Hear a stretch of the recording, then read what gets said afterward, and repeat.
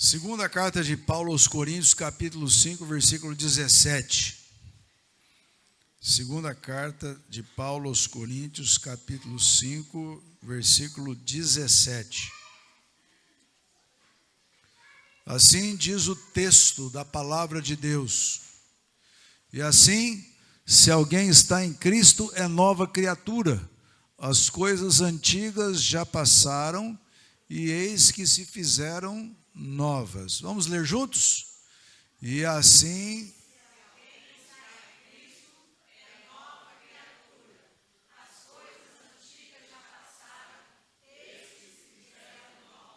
eu acho que os irmãos não tomaram café, não almoçaram, né? Vamos ler com bastante força. E assim, se alguém está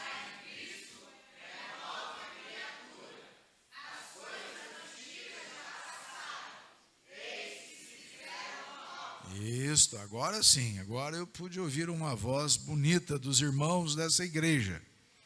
Amados, vamos orar mais uma vez. Pai, nós estamos aqui para pregar a Tua palavra e queremos fazê-lo, a Deus, com intrepidez, com ousadia, mas com humildade, com serenidade e dependência total do Teu Espírito.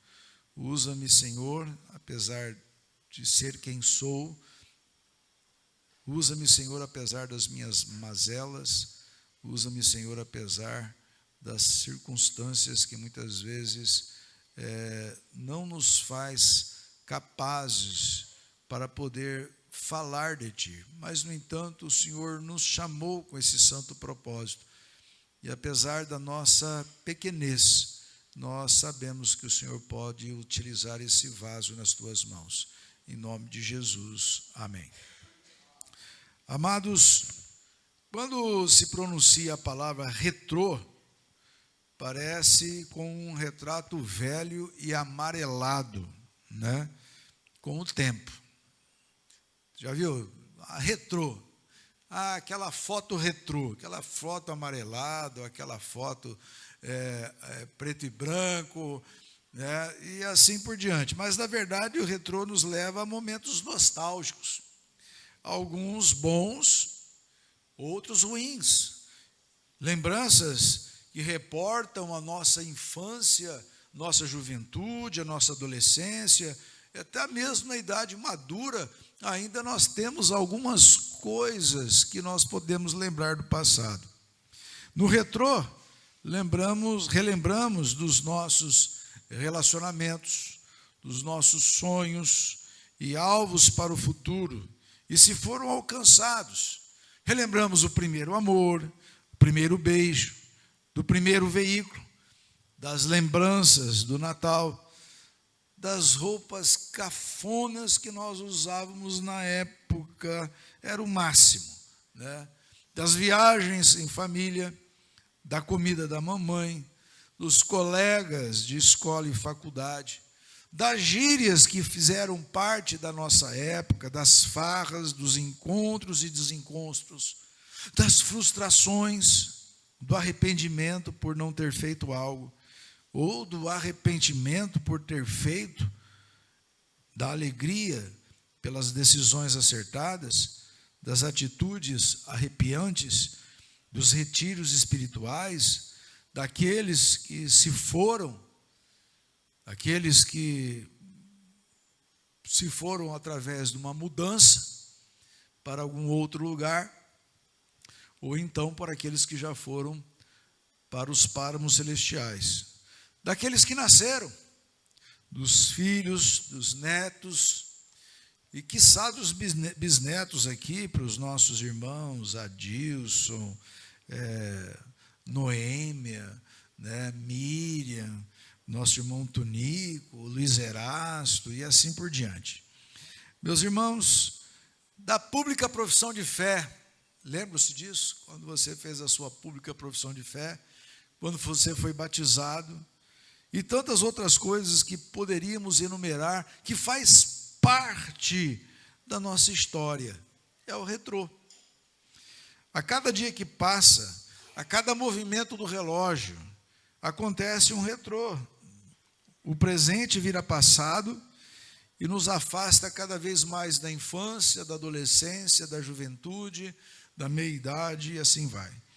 Se pudéssemos, voltaríamos no tempo só para viver aqueles momentos felizes, mágicos, que ficou ou ficaram indelevelmente marcados nos nossos corações, na nossa memória, ou então apagar aquela ação deslocada, sem juízo, que gerou situações desagradabilíssimas e desconfortantes. Retornando ao passado, que esses momentos vividos transformaram na nossa história, no nosso caráter. Todas estas lembranças maravilhosas não fazem parte de um passado de alguém que vive na velha natureza, sem o essencial para a vida, que é Cristo. Para tornar uma nova criatura, a experiência pessoal com Cristo é deveras não só importante, mas única. Pois a pública profissão de fé e o batismo não asseguram que houve essa transformação intrínseca. É necessário uma transformação de caráter. Às vezes nós passamos pelo batismo, nós fizemos a nossa pública profissão de fé, nós estamos inseridos no seio da igreja, mas a nossa vida é algo completamente difusa, distante dos padrões de Deus. Nós queremos enganar sim a igreja, mas não enganamos a Deus. Não fomos transformados de fato. Vivemos no pecado, chafurdados na lama das mazelas desta vida, justamente porque ainda nos escondemos atrás de uma pública profissão de fé, de um batismo, de ser membro da igreja ou ter um cargo dentro da igreja. Mas, na verdade, meus irmãos, nós queremos enganar as pessoas, mas nós nos enganamos a nós mesmos. Caráter, meus irmãos, é um conjunto de características e traços relativos à maneira de agir e de reagir de um indivíduo ou de um grupo. É um feitio moral, é a firmeza e coerência de atitudes. Na psicologia, é sinônimo de personalidade.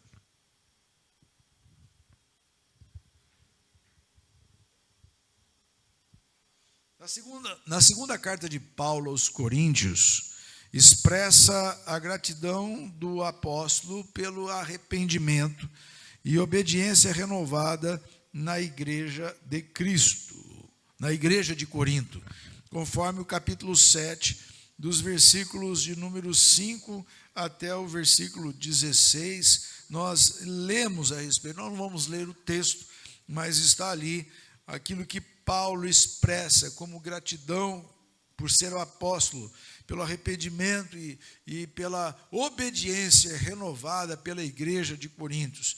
O encorajamento dos coríntios para completar a sua coleta em favor dos cristãos e pobres da igreja de Jerusalém, conforme o capítulo 8 e capítulo 9, e defender seu ministério das acusações dos falsos apóstolos, conforme o capítulo 11, versículo 13, que em Corinto desafiavam a autoridade do apóstolo e a integridade do seu ministério, conforme nós podemos ver expresso essas colocações desses homens que desafiavam o apóstolo Paulo ali no capítulo 10 a 13, no capítulo 3, verso 1 e 6, e capítulo 7, verso 2.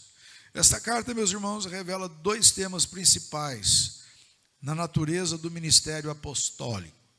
Nos capítulos de 1 a 7, ela é um serviço de conforto e encorajamento divino em meio aos sofrimentos e tribulações. Nos capítulos 10 a 13, é uma experiência da força de Deus manifestada na fraqueza humana. No entanto, nós não podemos viver de brisas do passado. Com os pés no presente, precisamos ter atitudes que revelem um caráter transformado por Cristo. No presente hoje, com a experiência que tivemos no passado, com Cristo Jesus, na vida transformada, numa entrega real a Cristo, nós temos que mostrar esse caráter transformado nos dias de hoje. O problema, meus irmãos, é que muitas pessoas que um dia se entregaram ao Senhor Jesus Cristo, hipoteticamente, não vivem isto. Vivem uma religiosidade e não uma espiritualidade autêntica. Não oram, não leem a Bíblia, não vão à igreja, não procuram os interesses do reino de Deus. Muitas vezes se contradizem com a palavra de Deus, mas estão na igreja, cantando, ouvindo as orações, ouvindo o sermão. Mas elas precisam ser transformadas. E aqueles que um dia foram transformados, eles precisam demonstrar esse caráter transformado para as pessoas que os cercam. Porque, de fato, meus irmãos, o evangelho da graça, ele só pode ser pregado quando há um testemunho de vida pessoal, onde nós podemos anunciar Cristo diante de um caráter transformado por Cristo em nossas vidas. O caráter transformado, ele tem como fundamento o amor de Deus. O amor de Cristo nos constrange, nos compele, nos força à realização de algo. É o que diz aí os versículos 14 e 15 do texto do capítulo 5 da segunda carta de Coríntios. E ele morreu por todos. Aliás, pois o amor de Cristo nos constrange, julgando nós isto. Um morreu por todos, logo todos morreram. E ele morreu por todos, para que os que vivem não vivam mais para si mesmos, mas para aquele que por eles morreu e ressuscitou. Amados, é isso que nós temos que pensar. A transformação, meus irmãos, é causada por Deus. Não é porque eu desejo. É porque Deus desejou, Deus trabalhou no meu ser, no seu ser pelo Espírito Santo, Deus abriu a nossa mente, Deus inclinou o nosso coração a buscá-lo e adorá-lo. É tudo obra de Deus, a transformação causada por Deus que reconcilia o homem com Ele. É notável isso no verso 18, quando ele diz assim: ora, tudo provém de Deus, que nos reconciliou consigo mesmo por meio de Cristo e nos deu o ministério da reconciliação. Amados, Deus é o reconciliador e Cristo é o agente desta reconciliação. Deus é o que reconcilia conosco, mas é preciso uma pessoa que venha intervir, no caso Jesus. Somente através de Cristo que nós chegamos a Deus. É somente pelo sangue de Cristo derramado na cruz do Calvário, quando nós somos lavados dos nossos pecados, quando nós somos transformados pela graça de Deus, então é que nós podemos nos achegar a Deus, ao reconciliador. Que amor é este? É esse, meus irmãos, o evangelho que nós pregamos. É esse o evangelho que esta igreja prega, que um dia esse Deus amou de tal maneira os seus eleitos, e veio a este mundo na pessoa de Cristo, e morreu na cruz do Calvário, para resgatar essas pessoas, esse seu povo escolhido, das trevas, do pecado, do inferno eterno, dando-lhes assim a vida eterna, o grande presente que a Bíblia nos ensina, oferecido por Deus. O mais fascinante presente que Deus nos oferece.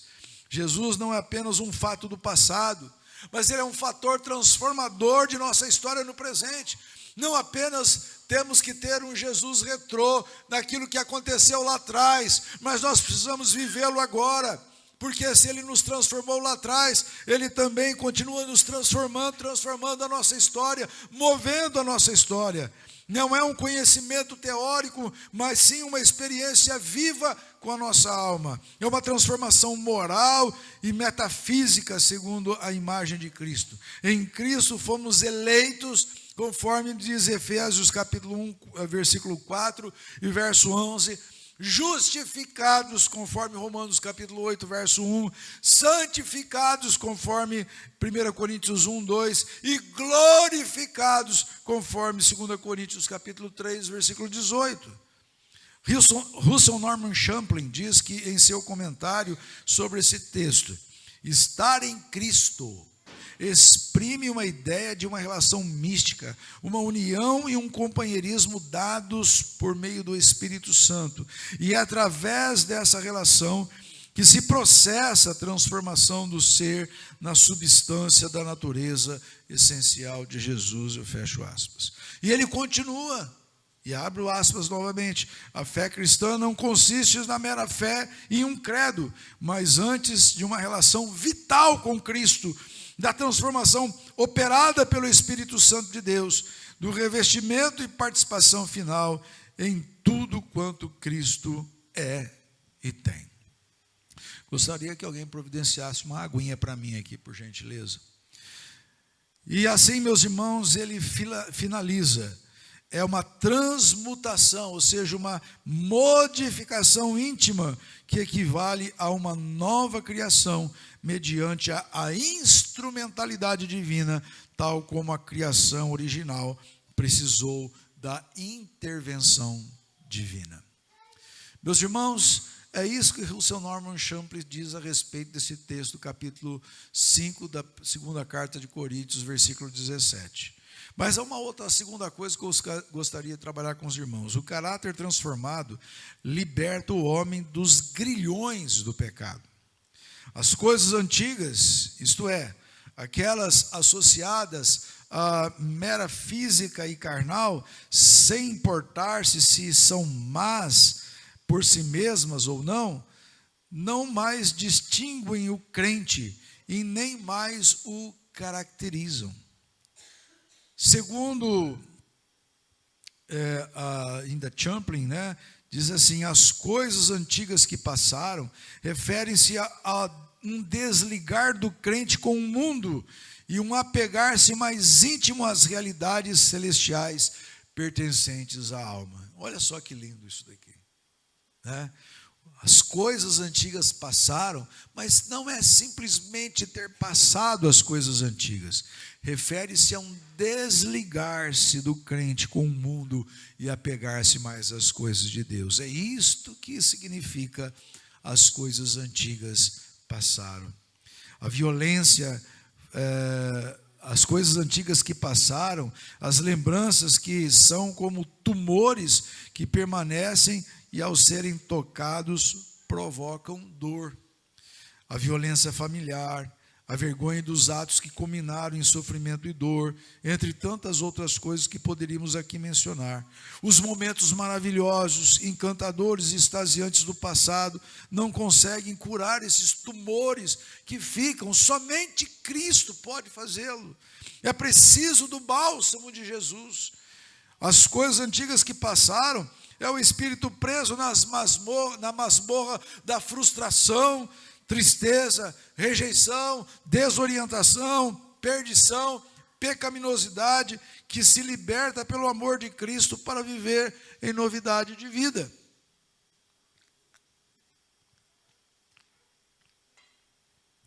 Para libertar-se desse passado, é preciso primeiramente romper com a velha natureza, com o velho homem.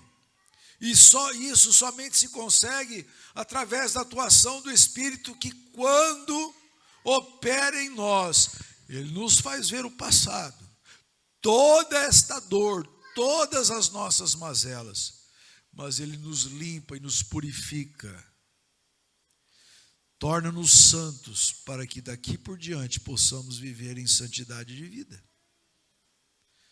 Por isso as coisas passadas, elas ficam no passado.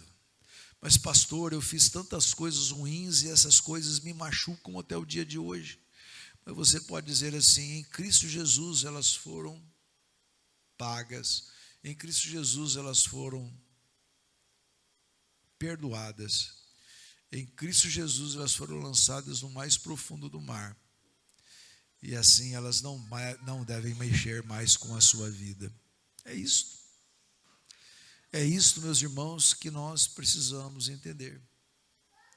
Que Cristo Jesus, Ele nos tira esse fardo pesado do nosso passado, como se fosse um tumor cancerígeno que afeta, que dói. Mas em Cristo Jesus, nós somos curados por Ele. É assim, meus irmãos, que nós temos que entender: as coisas antigas já passaram. Para as coisas antigas passaram, meus irmãos, é para libertar-se desse passado. Justamente isso, nós precisamos da ação do Espírito Santo. Champlin assim comentam esse trecho: antes, aquele que agora é um crente estava centralizado em si mesmo, mas agora o centro da sua vida é ocupado por Cristo. Isto é evidenciado pela sua preocupação verdadeiramente cristã e pelo bem-estar alheio. Meus irmãos, essas palavras de Champlin, elas revelam mesmo o que é um cristão de verdade. O cristão de verdade, meus irmãos, é aquele que antes estava centralizado em si. Agora, a centralidade é Deus, é Jesus Cristo. O centro da sua vida é Cristo Jesus. Não é a esposa, não é o filho, não é o esposo, não é o pai, não é a mãe, não é o pastor, não é a igreja, não são os prazeres desse mundo, mas é Cristo Jesus. O que é o centro da sua vida? Eu quero perguntar para você e você responda para si mesmo. O centro da minha vida é Jesus? Às vezes, mentalmente é, mas de coração não é. Às vezes estamos nos enganando, acreditando que nós somos crentes de verdade, e nós às vezes não somos. A centralidade da nossa vida está em nós mesmos, nós somos o centro. Nós acreditamos em nós. Nós temos que acreditar em Jesus. Devemos permitir com que Ele controle a nossa vida, Ele seja o centro da nossa existência, que a nossa preocupação agora é estar em servi-lo e atender às demandas da vida cristã, inclusive os relacionamentos interpessoais, principalmente os domésticos da fé. Em terceiro e último lugar, o caráter transformado, ele exibe belos resultados. James Reid afirma, abro aspas, um crente não é meramente melhorado, reformado ou modificado em qualquer sentido que não entenda mais que uma mera modificação externa, por maior que seja essa transformação. Antes é alguém que foi refeito, torna-se diferente até mesmo daquilo que possuía de melhor. A transformação é radical, atinge ao próprio âmago do seu ser. Eu achei interessante as palavras de Reid, que ele mostra que a transformação do ser humano não é algo promovido por nós mesmos, é algo promovido por Deus, é uma ação externa de Deus em nossas vidas. Ela torna-se diferente daquilo que nós possuímos de melhor. Ou seja, na velha vida, nós tínhamos coisas boas, que nós julgávamos melhor, mas na vida com Cristo nós temos coisas superiores. Então, meus irmãos, viver com Cristo é viver na superioridade de vida, não em relação a outras pessoas, mas uma vida que é superior à antiga que você tinha. Antigamente você estava morto nos seus delitos e pecados. Tudo que você vivia e fazia girava em torno de você. Agora Deus quer o quê? Que você viva para a glória dele. Isso é o melhor que nós temos.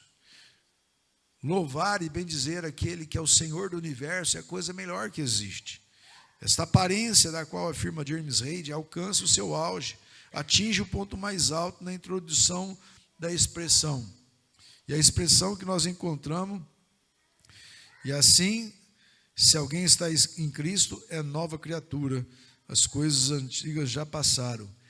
Eis que se fizeram novas. Essa palavra eis, meus irmãos, traz uma alta lição para as nossas vidas. A menção das coisas novas, ao ser introduzida pela expressão eis, tem um tom de exultação, como em Apocalipse capítulo 21, versículo 5, quando nós lemos: eis que faço nova todas as coisas. Tudo era velho. Eis que faço nova todas as coisas. É uma mudança, é uma transformação. Ou a anunciação da chegada do noivo na parábola das 10 virgens. Quando as 10 virgens estavam esperando, 5 delas eram nécias, 5 eram prudentes. Aí, de repente, ouve a voz do noivo e elas dizem: eis o noivo. É algo superior, é algo magnífico, é algo transformador, é algo que nós não temos nem como palavras para expressar. Quando diz eis, é uma coisa que chama atenção. Parece que estava tudo apagado e de repente a vida. Portanto, meus irmãos, o eis nesse texto não se refere ao que estava para acontecer ou acontecendo, mas sim ao que já havia acontecido. Eis que se fizeram novas todas as coisas. É uma realidade presente em que se pode regozijar. Os resultados dessa transformação do caráter podem ser vistos, por exemplo, em Pedro, o pescador profano, em Mateus 26, versículo 7 ou 4, quando praguejou, dizendo que não conhecia Jesus, ao tornar-se o homem cuja própria sombra cura. Sim. Olha o que aconteceu com Pedro. Pedro, aquele pescador, discípulo de Jesus, que chegou e disse: Jesus, o senhor não vai morrer não, nós não vamos deixar. Mas na primeira ocasião, ele simplesmente negou o mestre. Fugiu. Até que o galo cantou e ele caiu em si. E aí estava lá na beira do mar de Tiberíades, pensando: que bobagem que eu fiz com meu mestre.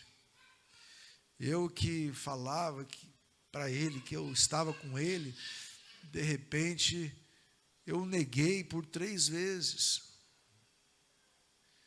Aí Jesus aparece lá no mar de Tiberíades, transforma a vida de Pedro. Pedro é renovado.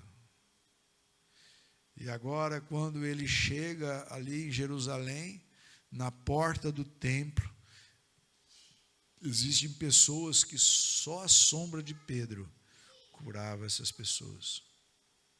Homem transformado. Eis que eu faço nova todas as coisas. Que era velho, Pedro, agora é novo. É uma mudança radical. Portanto, meus irmãos, o endemoniado Gerazeno, agitadíssimo em Marcos 5:5, ao tornar-se um discípulo calmo e em perfeito juízo.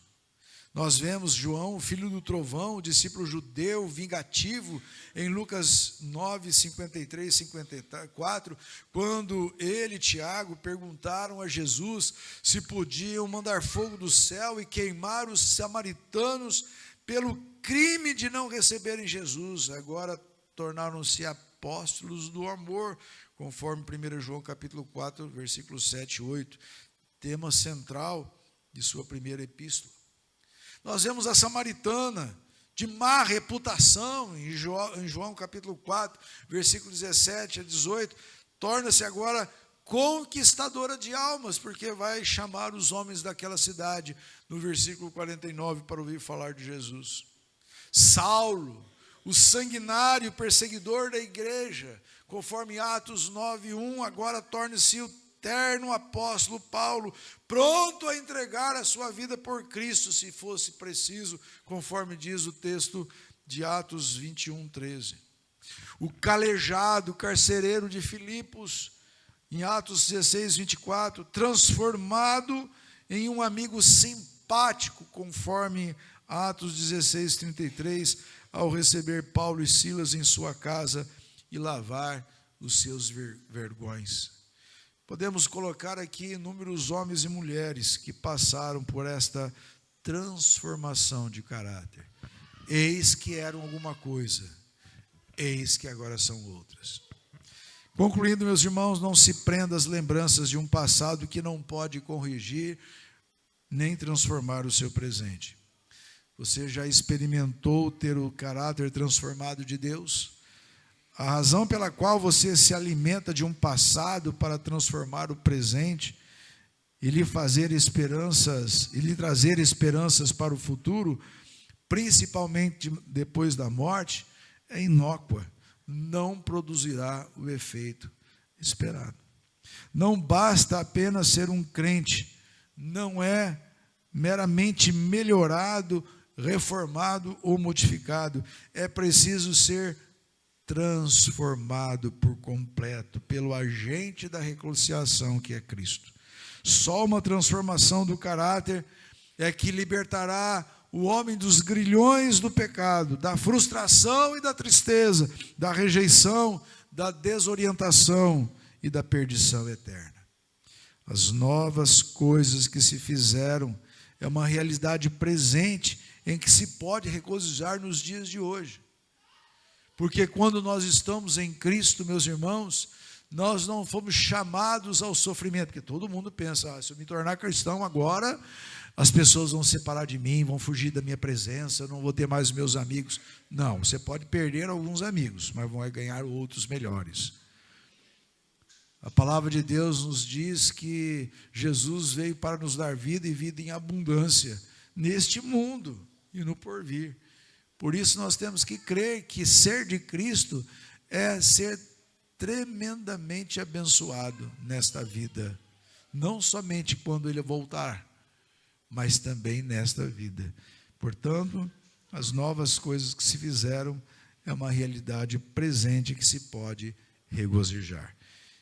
E todos que têm caráter transformado apresentam qualidades sublimes em seu viver, que impactam a sociedade.